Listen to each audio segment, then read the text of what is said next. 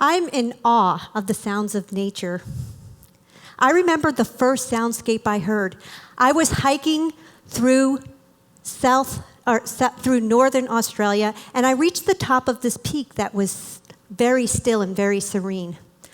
I looked to the left and the right. I looked all around, and I couldn't see any signs of people. No roads, no buildings, no humans. The sound was amazing. There was a flock of cockatiels that was swooning all around me and making the most beautiful sounds. This is what inspired me to go and preserve and record the sounds of this planet. Why sound?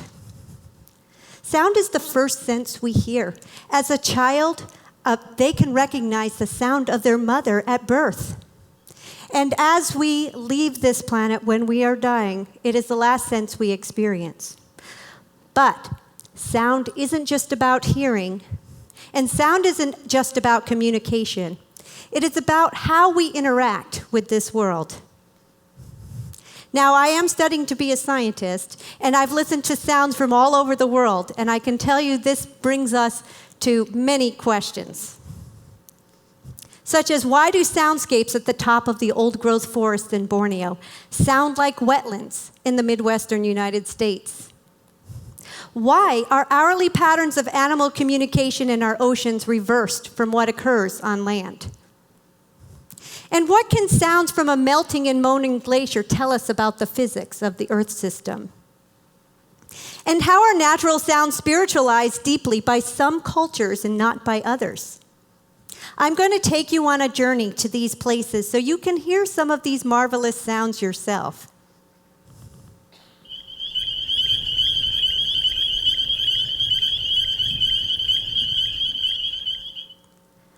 We'll start right here in the Midwest. When I moved to the Midwest, I heard spring peepers all around. When I hear the spring peepers, I know spring is near. Winter is almost over. These frogs are so tiny you can barely see them, but when they are singing in a loud chorus, you can hear them for 1 mile away. Borneo is an ancient forest. This is across the globe. It is 300 million years old. It's one of the most ancient forests, and it is a very diverse place. There's 1,200 species of trees that we found in a 3-acre plot in our research area. There were 70 species of frogs and toads. That's 1% of all the species in the world within a 30-minute walk of this place. But one of the sounds that's most amazing and unique is that of a cicada. We documented 32 singing cicada species in this site. Now, cicadas there, if you've not been to Borneo, they're not the cicadas that you have in your backyard here. These cicadas are so big you might think they're a bird flying by your head. These cicadas are as big as a human hand.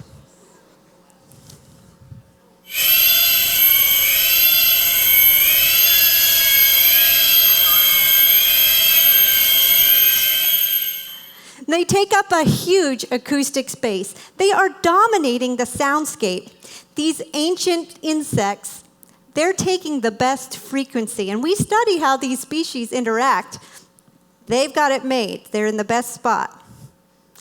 Now, Costa Rica, this is also a tropical rainforest area. It is a biodiversity hotspot. It is also a soundscape hotspot. And that means there are 700 singing species of insects, amphibians, mammals, birds, all making sounds in the canopy here. We took a sensor and we put it at the top of a canopy that's 100 feet above the ground. And we wanted to see what sounds were coming from the top of the canopy, in the middle story, and at the bottom.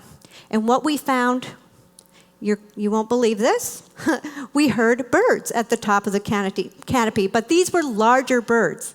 In addition, we heard a howler monkey.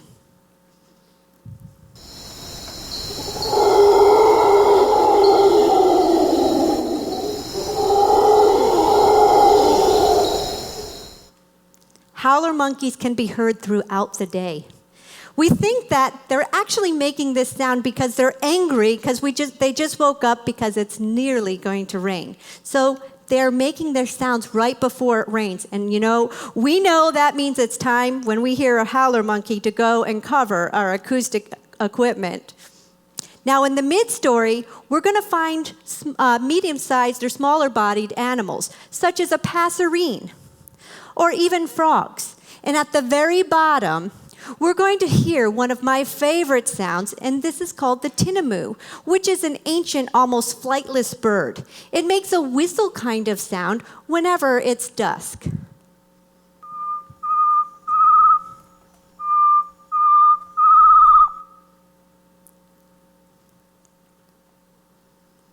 We travel to far, far away places, including Mongolia. Mongolia is the site of an enormous grasslands.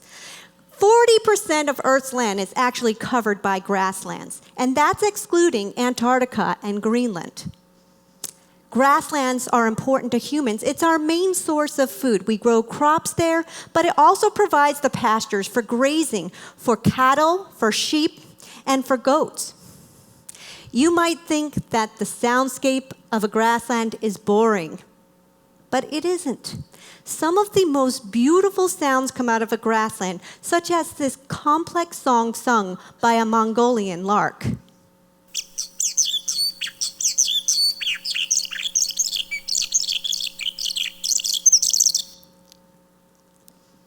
Not all sounds are made by animals.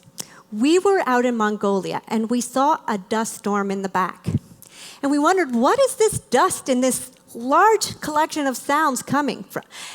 We learned from a group of elders that there was a special event happening where they go out and they capture a horse that's in a free-range field. So these are going to be the sounds of the capture of this black stallion. Now, they don't keep the black stallion. It's released afterwards, but it's an experience for of where they work with their horses. So here's the black stallion, and let's hear this process.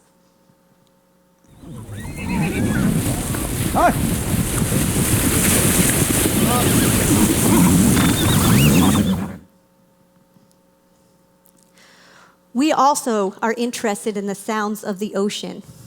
Underneath the water, there's very peculiar and great, marvelous sounds that are made by aquatic mammals, by fish, and even by aquatic insects. We expected that the sounds of the ocean would be similar to the sounds on Earth. We have something called the morning chorus, which is where the nighttime and the daytime animals sing together. We didn't find that in the ocean. Instead, we found the most intense soundscapes to be at dusk. This is a dusk chorus in the ocean.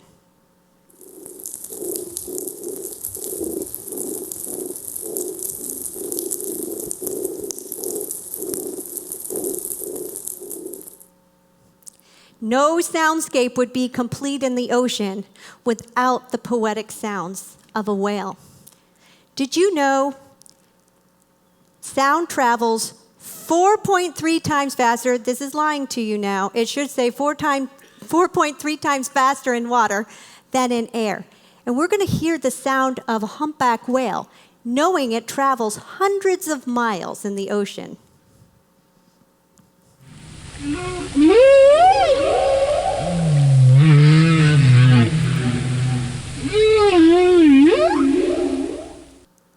It's beautiful. The sounds of a whale always catch my heart.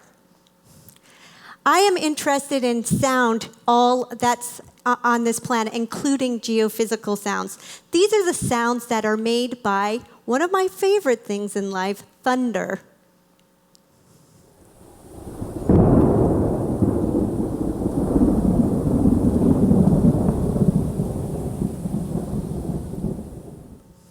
Thunder at the mid-latitude sounds like that, a crack and a pop, and it electrifies the sky. But sound is not the same everywhere. The closer you are to the equator, the sound of thunder sounds farther away. And if you get to the poles, you can't even hear thunder at all. The ancient sounds of this planet were mainly comprised of geophysical sounds, we think, including those of the waves and of wind, but also volcanoes. We visited a place in Argentina where there were more geophysical sounds, and that was the sounds in a glacier. We drilled a hole into the glacier, and we were surprised when we heard 5 unique sounds from this glacier. We heard the dripping as the ice was melting, and it was echoing in the cavern. We also heard the glacier chunks moaning as it was coming down the edge of the glacier, and vibration from boulders that had been coming down from an avalanche above. And down deep, you could actually hear what was a stream, but it sounded like a thunderous river.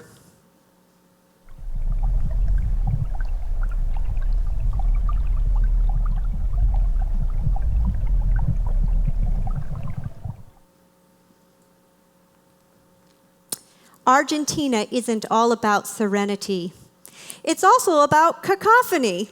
So in Argentina, you will find colonies of penguins and cormorants and gulls and terns, and they're all competing acoustically in this vibrant and cacophonous community.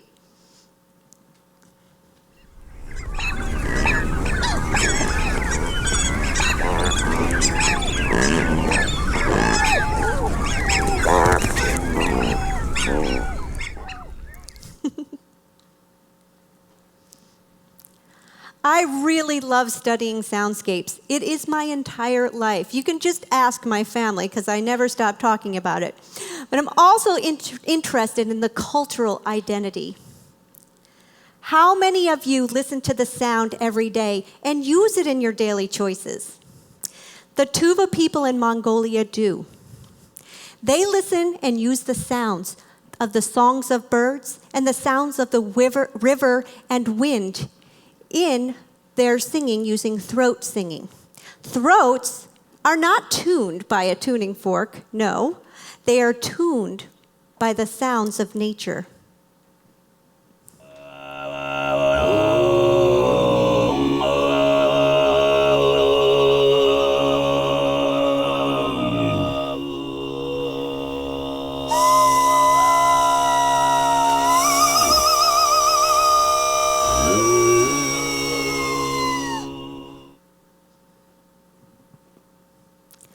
We met some of these throat singers who had competed on Asia's Got Talent. And we asked them a question. It's true. And they came in second place. So. And we asked them a question. We said, "What is your favorite sound?" And they looked puzzled.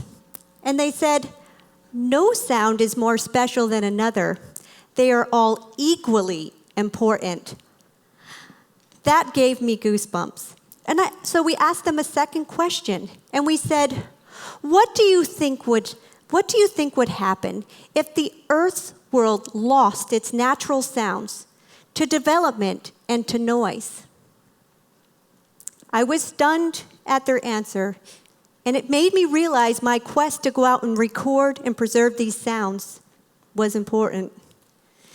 They said we would no longer be human.